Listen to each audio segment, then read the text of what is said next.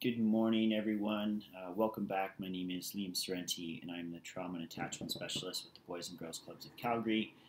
Tuning in to do my weekly check-in with you since the beginning of this pandemic that we find ourselves in, and this collective crisis that we're still adjusting to and reeling day to day as there are more changes coming through in terms of things opening up and things adjusting for spaces and places, what we might be able to go back to in terms of some normalcy, but also still having to be very careful in terms of what we add to our routines and rhythms just for the safety of our friends, loved ones, our community. Wanted to check in with all of you today around the concept and something that someone had mentioned to me and brought back like a really good reflection for myself around how it takes a community and it takes a village to do the work of raising our loved ones, caring for our loved ones. And it's something that, for me personally, I overlooked back when I was in the role of being a kinship parent some years back. I have a 17-year-old son who I've had the privilege of helping to raise, and when he was younger and I was in his direct care and kind of being the day-to-day parent for him,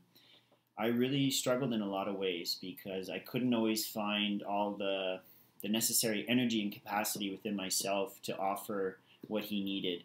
And I was fearful of asking for help because I thought that would make me seem less competent as a parent or less skillful as a caregiver, and all these things kind of related to things that were going on inside myself, when really the best answer for a lot of my situations was to reach out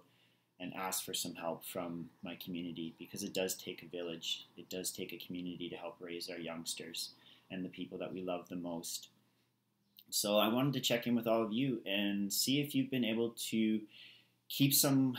open communication with those that are important to your circle of caring. And so within physical distancing and in our collective crisis, we've had to kind of, as I've talked about before, we've had to really minimize our resources and supports because of safety and because of what we're being asked to do to kind of like hunker down, be within some isolated settings in our homes, in our communities.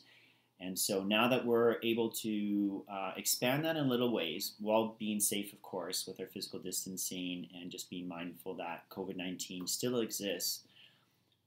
are we able to reach out and maybe ask for some help for some people? Are we able to expand our networks in safe ways? I know there's lots of families out there who have their cohort families, or I mean, for me, myself, I have what I've been calling my pandemic family. And so I've been able to check in and kind of spend some time with some really important people in my life and check in with their kids and just really help to just see how things are going. And I know it's been supportive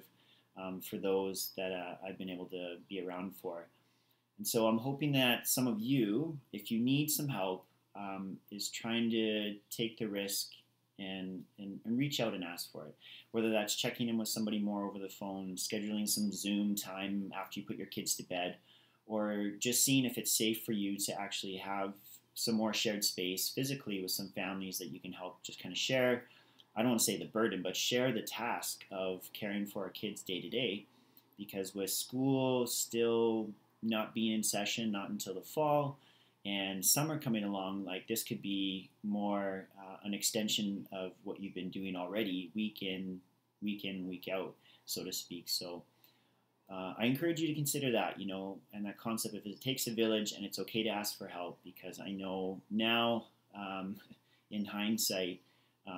asking for help for me now when I need it and taking care of people in my life is really supportive. And I like to be that person who can help out. And so I'm sure a lot of you have those people in your lives as well. And so I hope that can help out with you, reminding all of you out there, the Boys and Girls Clubs of Calgary, we're still here, just in a little bit of a different way, hoping to open up some more supports and programming as we're allowed to. And I hope that you are all safe and well in your lives and in your families and homes, communities. We're still here. Liam Sorrenti signing off. Good day, everyone.